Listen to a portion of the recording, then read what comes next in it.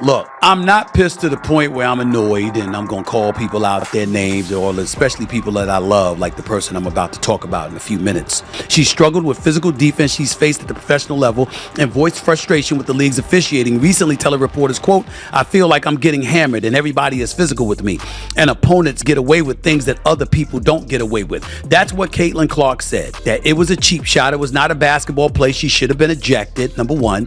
Number two, there should have been a fine that was incurred thereafter. Number three, not to say that there won't be or hasn't been at this moment in time, I don't know of one. I know the team was fined for media availability purposes because people weren't available to talk. Caitlyn Clark was assaulted yesterday in her very first playoff game in the WNBA. Did you hear about Caitlyn Clark? The WNBA star just suffered a painful eye poke from Dijonai Carrington. Now, people are questioning whether it was intentional and why the referees didn't make a call. This situation is causing quite a stir in the league. It's important that we point this out. One of the things that I brought up this morning in talking about Caitlyn Clark is that some of the players, you want to use the word jealousy, fine. You want to use the word envy, fine. Imagine this. It's a tense playoff game, and the crowd is buzzing with excitement. Suddenly, bam, Carrington accidentally pokes Clark in the eye. The arena falls silent as Clark visibly reacts in pain, but shockingly, the referees don't call a foul. Fans are outraged, and honestly, who wouldn't be? And because of her box office attraction, it's generating more eyeballs to the WNBA product, therefore more revenue for the WNBA product. Don't you think y'all are going to benefit from that too? Look at the big picture. But here's where it gets intriguing. Was it merely an unfortunate accident, or was there more to it? You might assume it's straightforward, but the truth could surprise you. This incident isn't just a single play. It has the potential to impact the entire WNBA. Are you ready to discover how? But damn it, in the first 2 minutes of this game, this Dijonai Carrington stabbed Caitlyn Clark with her fingernails right in the eye. You thought the eye poke was tough? Just wait and see how it affected Caitlyn Clark's performance on the court. It was a complete breakdown. But let's not focus solely on Clark. This incident could reshape women's basketball for good. You won't believe what's coming next. Caitlyn Clark is the quote-unquote savior. If she's the golden girl, milk it. If I remember correctly, Caitlyn Clark signed a $28 million endorsement deal. When nobody in the WNBA getting that, nobody's gotten that yet but her. A'ja Wilson is the superstar in the NBA, in the WNBA. She's a two-time champion. This girl is legit. She's the real deal. And those kind of endorsements and all of that stuff ain't come her way. Remember when Clark was a force in the league, effortlessly scoring 20 points a game? Well, everything shifted after that incident. Her points per game dropped to just 11, and her shooting percentage fell to a disappointing 23.5%. It's like seeing a completely different player on the court. Foul call. There was no real discussion of it on the ESPN broadcast. ESPN wrote a story after the game that did not mention that the biggest star in the history of the WNBA, the first woman to ever be the biggest star in American sports, was assaulted 2 minutes into the game on a dirty play with one of these women with these long fake fingernails that stabbed her in the eye. You might be thinking, it's just one rough game, but that's not the case. This slump really affected Clark, and it wasn't only about her stats. You could see her frustration clearly. She even admitted, "I felt like I took good shots. They just didn't go in." It was a tough time for that to happen. Can you imagine the league's rising star struggling to find her groove when it matters most? The kind of stuff that's happening and has been happening over the last few months is because of Caitlyn Clark. I got some of the stats in front of me to validate it. Because you see, I bring receipts. And I'll get to why I'm really pissed off in a few minutes. But here's where it gets really interesting. This situation wasn't just affecting Clark. Her teammates were feeling the pressure too. Imagine having your entire game plan centered around this superstar, and suddenly she's not at her best. How do you adjust on the fly in the middle of the playoffs? It's like trying to fly a plane with one engine out. Do you think that had any impact on the game? Do you think that your meal ticket should be stabbed in the eye intentionally on the court 2 minutes into the game, and there's no problem here?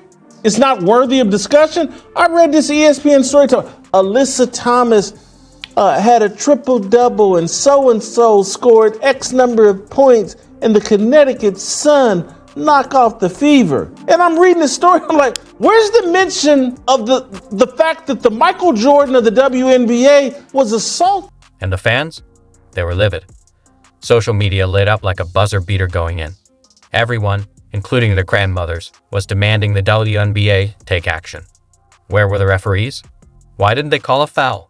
The outrage was through the roof.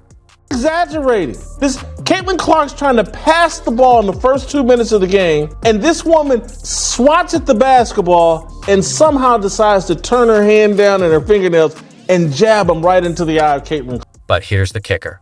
This incident isn't just about one player or one game anymore. It's shaking the very foundation of the WNBA. We're talking about player safety, officiating standards, and so much more. This eye poke may have opened a can of worms that the league can't close. The WNBA is in hot water, and things are about to heat up. It's no longer just about protecting the stars. It's about the heart of women's basketball. How far can players go before it crosses the line? The league's next steps could redefine the sport as we know it.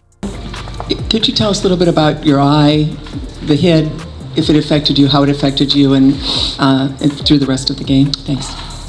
Yeah, obviously got me pretty good in the eye.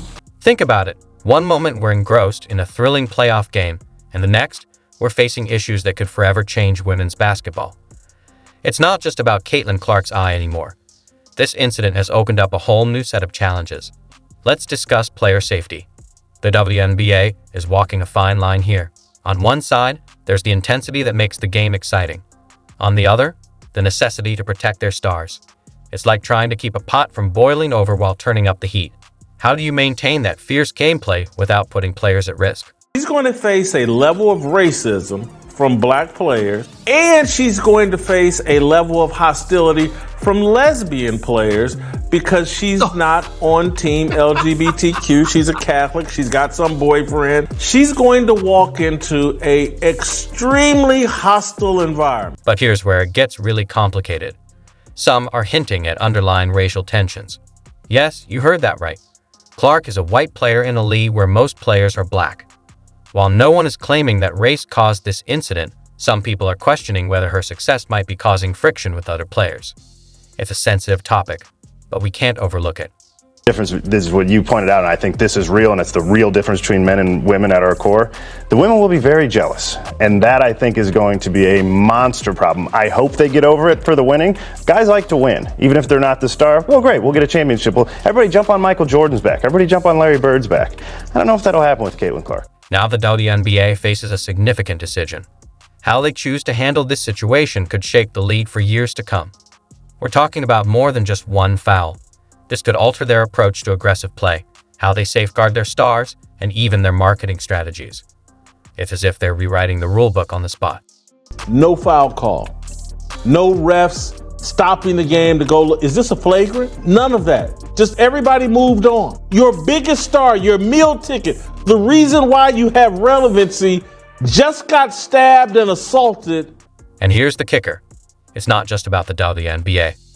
Whatever they decide could have an impact all the way down to college basketball, high school, and even local recreational leagues. We're looking at a potential shift in the culture of women's basketball from the top down. That's a massive change. WNBA history. Who's the number one overall pick? Huh, Aaron? Who's the number one overall pick? Say it louder. Caitlyn Clark, the number one overall pick. This is coincidence, huh? It's just coincidence, huh? Of course it's not. Highest rated draft in history because of Caitlyn Clark. WNBA TV ratings for this season.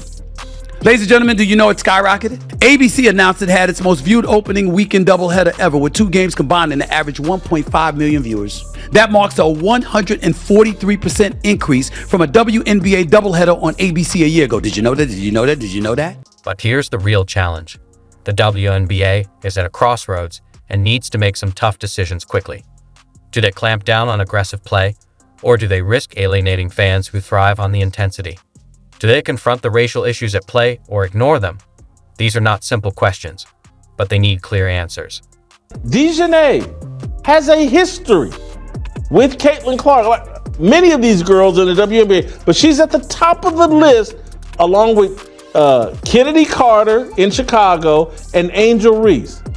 Those three. But here's earlier in the season, Dijonai Carrington mocking Caitlyn Clark on the court, played a very physical game with her back then too.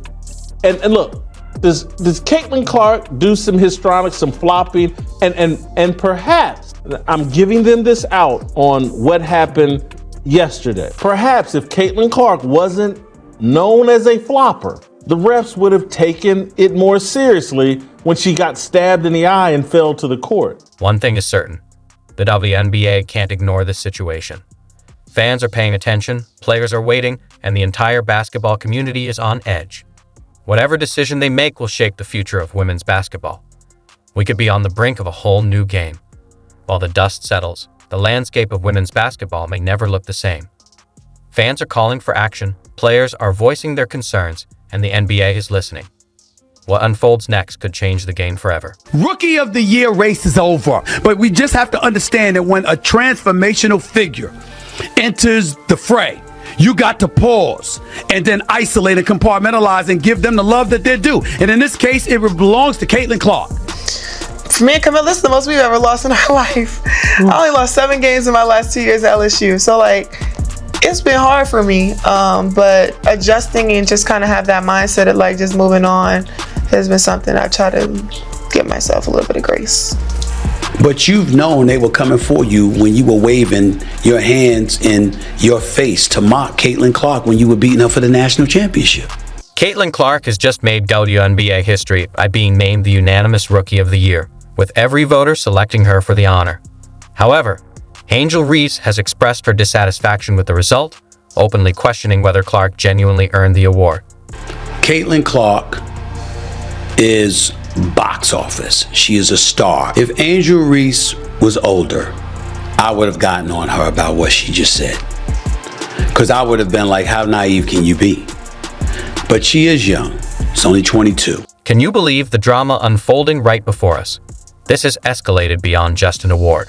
It's a full-blown clash of titans, a rivalry that's captivating everyone. You might be asking, what's the big deal?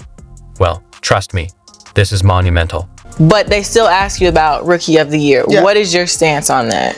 So my whole thing was when I got drafted, number 7. So I'm like, cool. The pressure is not even on me because I'm drafted 7, so the pressure shouldn't be up there. So I'm like, all right, cool. I could just hoop. So I don't know when it started to just break out where I was just in Rookie of the Year conversations. I'm like, all right, cool. It's because you started killing it. Well, yeah. And they're like, oh, I'm still a rookie. I'm still figuring it out. Trying to figure things out. So if I am Rookie of the Year, God, thank you. If I'm not, back to the drawing board, and I just want to win. We're about to delve into a story that's shaking the basketball world to its core. It has it all. Incredible talent,